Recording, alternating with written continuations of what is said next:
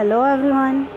In our today's class, we discuss about the causes of French Revolution. कि जो French revolution थी उसके main causes क्या क्या थे, फ्रांसीसी क्रांति क्यों हुई, ऐसे क्या कारण बने जिनके कारण फ्रांसीसी क्रांति हुई, तो उन कॉजेज़ को आज हम डिस्कस करेंगे. First causes is inequalities among classes. Third state ready to revolt. अब देखो जो बेटा हमने पिछली क्लास में क्या किया था कि फ्रांस में पूरी की पूरी सोसाइटी को 3 स्टेट्स में डिवाइड कर दिया गया था. फर्स्ट स्टेट कलर्जी, नोबिलिटी एंड जो पीजेंट्स थे वो थर्ड स्टेट में आते थे. तो जो थर्ड स्टेट थे उनके साथ क्या किया जाता था, डिस्क्रिमिनेट किया जाता था, उनको बार बार इग्नोर किया जाता था क्योंकि वो गरीब लोग थे. उनके ऊपर टैक्सेस इम्पोज किए जाते थे अगेन एंड अगेन.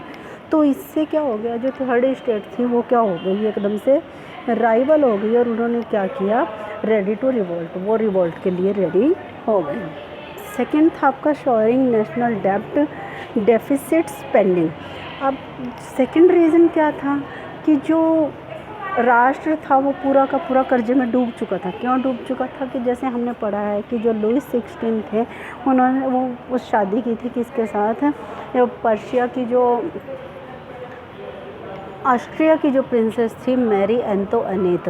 तो जब उन्होंने उसके साथ शादी की तो वो बहुत ही खर्चीली थी, बहुत ही अपने ऊपर बहुत स्पेंड करती थी वो. इसलिए क्या हुआ कि जो नेशनल जो ट्रेज़र था वो बिल्कुल ही खाली हो गया. तो जिससे क्या हो गया कि पूरा का पूरा नेशनल डेब्ट में फिल हो गया और उन्होंने क्या कर दिया कि रिवोल्ट के लिए वो रेडी हो गए. The second cause for French revolution is national in डेब्ट. Okay guys. Next reason for French revolution is soaring food prices. अब जब क्या हुआ कि मैंने आपको बताया था कि वहाँ पे एक बार अकाल पड़ गया और अकाल की वजह से क्या हो गया, वहाँ पे जो फसलें थी, जो वहाँ का जो क्रॉपिंग सिस्टम था वो बिल्कुल डैमेज हो गया और कुछ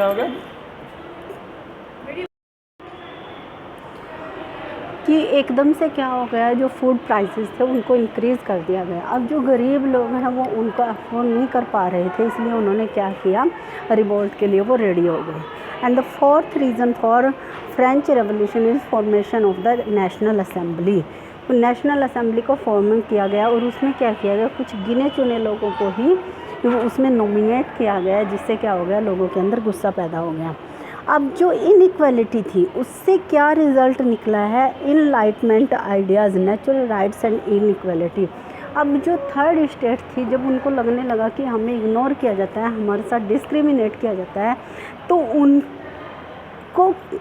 उन्होंने जो वो रिवोल्ट के लिए रेडी हो गए. तो लुईस 16 जब पूरा का पूरा उसको वो रीज़न से उसको डिसमिस कर दिया गया, तो उसके बाद क्या हो गया, नेचुरल राइट्स एंड इक्वलिटी वो लोगों को प्रोवाइड किए जाने लगे.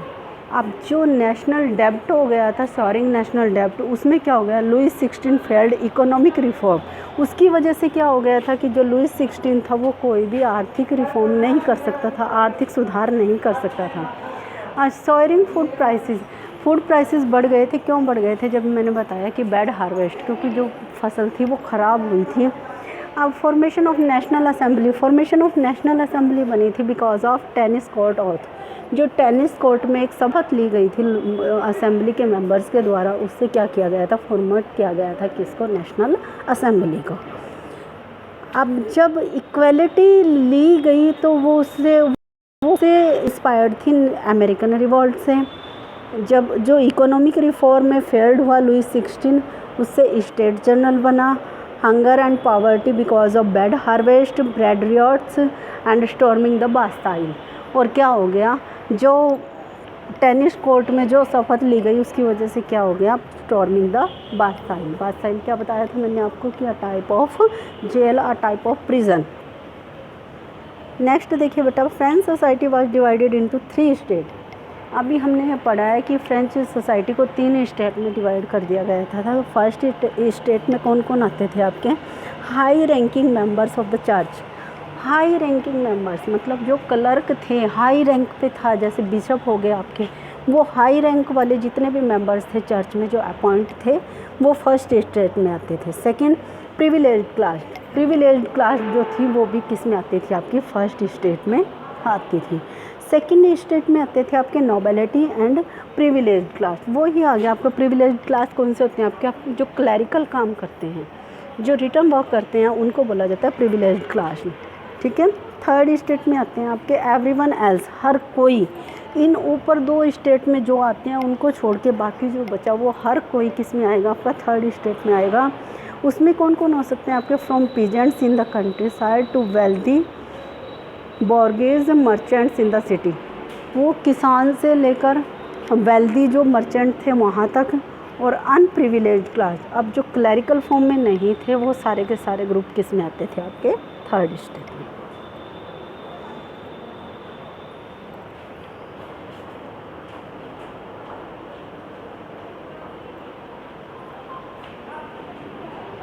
नेक्स्ट हम पढ़ेंगे कि जो फ्रेंच रेवोल्यूशन थी उसके काजेज़ हमने पढ़ लिए। अब फ्रेंच रेवोल्यूशन हुई कैसे, उसका जो डिस्क्रिप्शन है वो है, in 1774 Louis 16 of the Bourbon family of kings ascended the throne of the France. अब इन्होंने क्या बोला है कि 1774 में जो बॉर्बन फैमिली के जो राजा लोग जो थे उनको क्या मिला था, फ्रांस का शासन मिला, फ्रांस की सत्ता उनके हाथ में आ गई थी। He was 20 years old. अब जो लुइस 16 था वो 20 साल का था। When he married to the Austrian princess Marie Antoinette, जब उसने क्या किया, ऑस्ट्रियन प्रिंसेस जो थी मैरी एंटोनेट उससे शादी की। वो always interfered with the administration, जो हमेशा प्रशासनिक कार्यों में क्या करती थी, इंटरफेयर करती थी। मतलब वो हर चीज़ में अपनी टांग अड़ाने वाला काम उसका था, मैरी एंटोनेट का। He ruled as an absolute monarch, वो क्या से कर रूल करता था, एक एब्सोल्यूट मोनार्क की तरह वो काम करता था। He had maintained a huge army and build a big extravagant court at the immense place of Versailles which drain the wealth of France.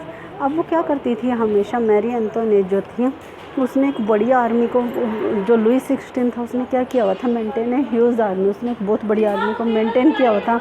And built a big extravagant, और उसने क्या किया, बहुत बड़े खर्च किया करती थी वो वर्साइल पे, which drain the wealth of the France, जिसने क्या किया था, जो फ्रांस की जो पैसा था, फ्रांस का जो धन दौलत थी उसको खर्च करती थी वो।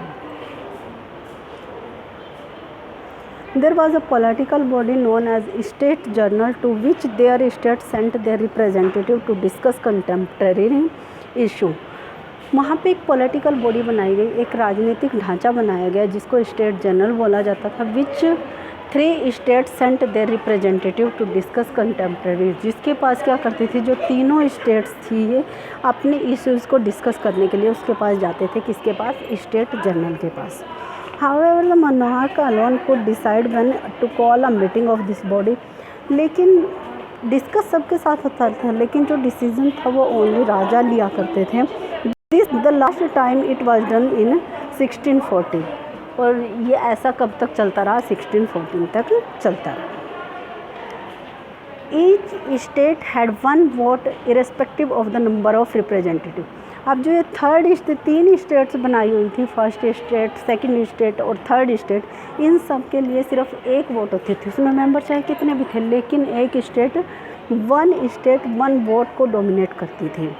The state general had power to increase the taxes, और स्टेट जनरल जो था उसके पास पावर थी टैक्सेस को इंक्रीज करने की। These are the political causes of French Revolution. Okay guys, economic causes we will discuss in our next class. Thank you. Have a nice day.